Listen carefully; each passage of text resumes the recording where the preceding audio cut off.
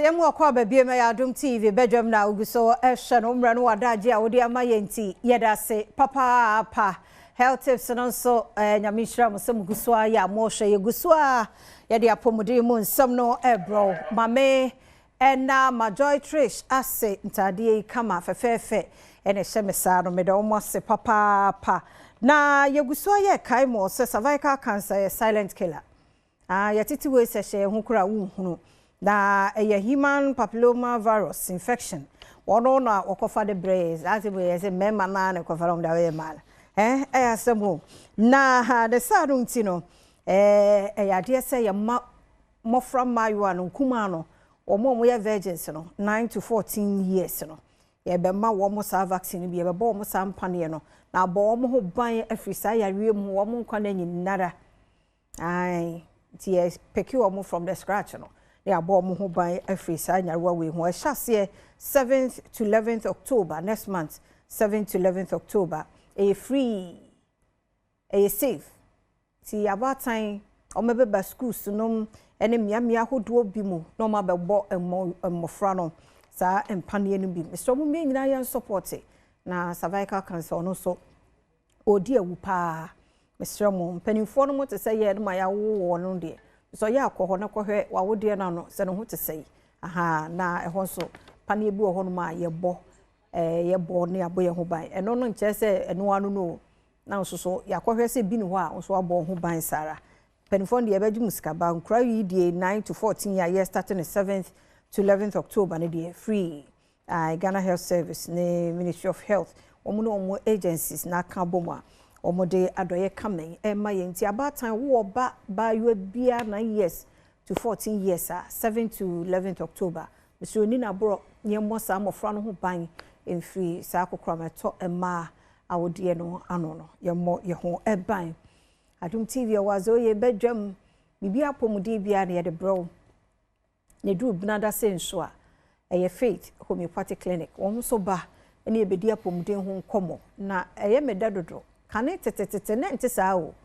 so benya doctors no ma ba no mo abemma education free no asade ne number amount Mr. Yentie wo mo ate emma no nye so ye tuatua waso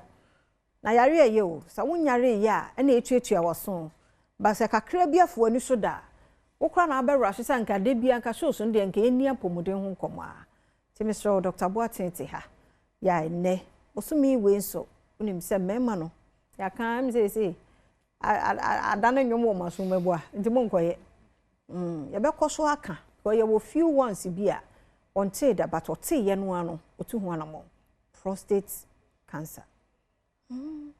serious o abubu obi dam sisi a me kase abubu no prostate no na problem aba ho no wanhwe na cancer de no ho abagimo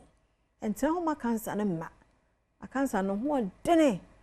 ba hwe no adwa no akwa ada cells no adwa no akwa ha no akwa dog amo akwa be ena mo ase ye da cells so mu si ho na mo boy sanity dey ya ye wo mo betie sa pepe step obi o wa wontie nti ono sa na ye ja na chidi me boys ya me no mo ha o mu ntie o mo ba debia o mo ko check you zao maka mabre Adom retro because someone because o use machine bebre o have sense anu anu nti eda ni tirim oh there be and so effect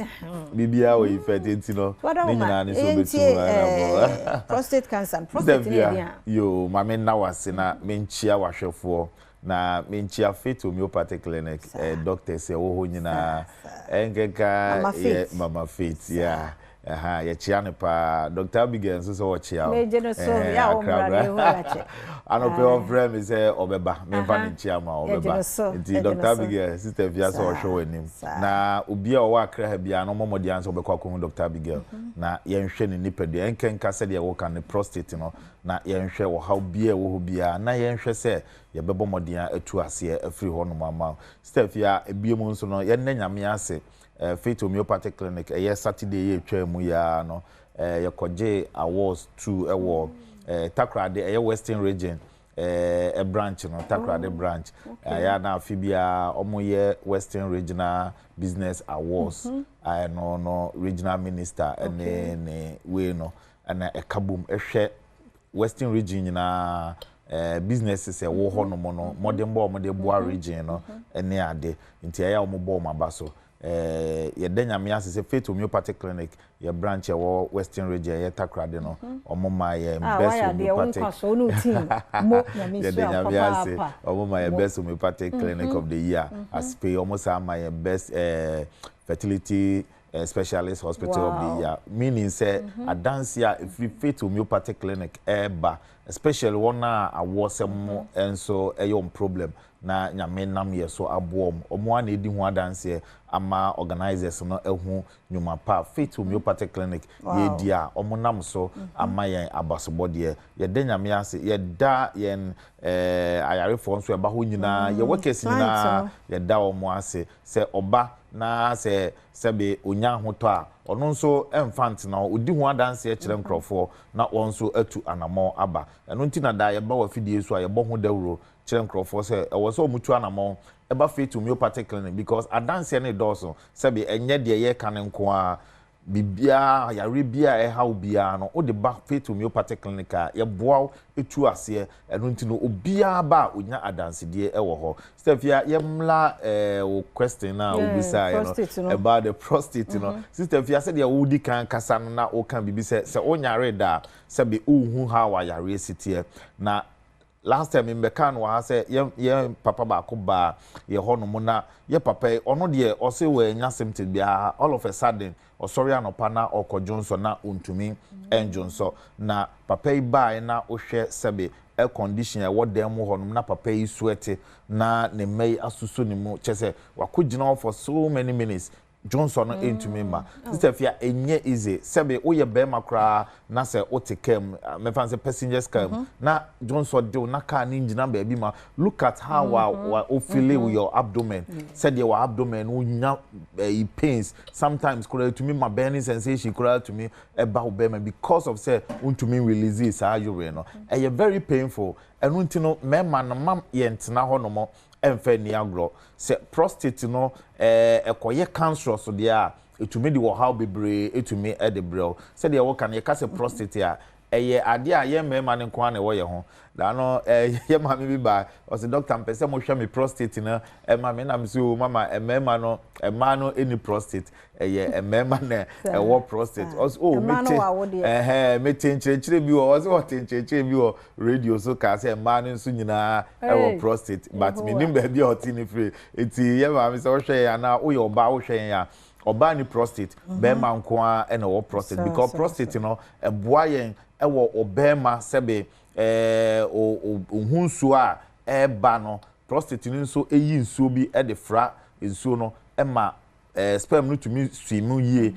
eko oba no awodie num eno nti eboa yen wo saa ade no eho na prostate no ye hwe a ewo ye in between your friends o testis no ne o bladder no entemo na eho no mo na your friend say urethra no eye ojonso atwa no efam efa o prostate no na jonso atwa eno na ojonso fam eno na sebe ohunsu obema o sperms efam eba etino saa urethra se prostate no kape eno so eho etumika eno ntina obi prostate eye kese eye cancer eye inflame a ubon se na ne jonso sem no so no problem etumi abam afei obema sem so no etumi affect no ohunsuo eba ne ade obi wa sabi otumi ne oba ehia na ne hunsuo no sperms no etumi emma edu se eba o ti severe pain ewo na yas because prostate na ya enlarge ama urethra no aclose tubo se na sperms no entumi emba ni nyina no eye sensuanso ana symptoms a se obi nya prostate problem a etumi ede ebre no na se de ye bo ho dawro na yesre ye nua mema ye papanom obi enya free at the age of 40 years kwa was oma wani about prostate ho because naturally you know during that age you know prostate no started say large small but when there is a problem obi infections be untreated infection when your infections be for a long time e bia when treat ne ye ana say or no mundro bi ofi se eko but na ade no ewo ho a edi ninya eno etumi ma prostate no etumi overenlarge etumi inflame no eye kese e basa na etumi se de make no jonso atwa no etumi eka no etwom na afei ama jonso no e the problem ba se ekoye cancer so a se de na my sister eka no cancer no ebetumi a travel to other organs around the prostate no etumi ekọ blood anim na o blood anin so abenya cancerous cells afei etumi call your friend saying other organs o kidney ne other organs around the prostate no na afei e de saa o how we nyina etumi e de bre nipadua no na ebasa na very dangerous mema bebre sebe because of prostate cancer ye wompanifo bebra sebe enam prostate cancer so ana ofri mo e bia wo hwe yen ana wotie yen yesro emane nru sa stage no o jonso ohun se jonso no e ban tentem this time otumi sorry be 4 5 times 6 times in a night bomodia se obetumi akopfate homeopathic clinic ye branch bia na yen check o prostate no ema afi o jonso a ohun se pains kakra ewo lower abdomen or ana waya ase ho no mo me pa cho me mfa ntena fie e bia o prostate no ho na aka unya burning sensation ana o jonso a woti se emu no eye wo ya sometimes ibi wa okugina ho it take few minutes ana say it take some time and sana Johnson no aflow Johnson no eba utumi say pressure wa Johnson mu no e wo form pa Mr. memfa eni agro bomodia sa obekọ faith homeopathic clinic ye branch bia ebe ho bia na yen check o prostate no ema na yen hwe o prostate na hoodin na afei yen nyina so ema wonupa ebeboa na make infection asem obi wo wa infection and wanum no bebre but still onya ebia the kind of infection and the type of infection how no unhui ana watumi anom ho adro faith homeopathic clinic de eboa yen ema yetumi tu yare asene se ye yen hwehwemu pa na yehu the root cause of the condition ye hwese yare na wo de bae no ye behu ade cropotia e de yare no e bae ansa ana yetumi a start treatment ase enu nti na obi biara obeba fit homeopathic clinic no within short time ubon se na onya adance die ana onya improvement e wo ne yare no because ye mfa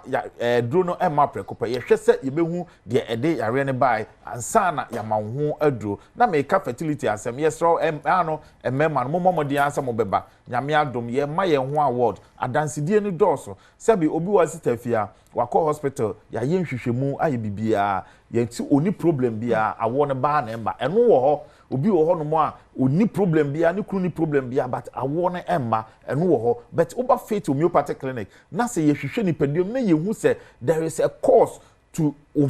infertility na ya beboa na ya hwese ya bema wunupa e beboa atu ase afri honum ya rebia abetena woni paduam no mesro me mfa ntena fie bomodia so obetu anamo na waba ya so ye honum na ya hwe ya re no fare ba na yetu ase afri ho ye so fa ye number no na frɛ ye ye bia ye branch bia be hu bia bomodia so obekɔ akra anum ye wo eye so utum eye udu abuya junction honum a ye wo honum a ye bo adwuma dendenden wo honum udu abuya junction obuso obia sa ukɔ fit homeopathic clinic a obɛkyerɛ udu kumase so ye wahene makɔkɔben 18 mu honum a honum nso ye bo adwuma wo honum afei takrade nso ye wo Anaje police station adjacent the police station first junction on your right ubehu fit Koforidia nso ye wo Pole junction Landry Managers Road ha ye wo honum ana afei bogo so nso no ye wo old aseda ye boga abronsa no echi ho pe ho ana ye di adwuma number no eye 0540 710 940 0540 710 940 and I say 0547 57 84 94 0547 57 84 94 Dr. Abigail said bra na be check your prostate no ye free screening o be check ya ye juice ka bia yeah that's a faith homeopathic clinic na what say Dr. Boateng kano Mr. number na wo screen na se no fa na frɛ ya modie no so eno nkyɛ sɛ wo mutimi nye wo fa number na bibia how bia no e clinic nti ukɔ hɔ no ma doctor fo no ho a ɔmo bɛhwɛ me ba sisi na ye ba e beto so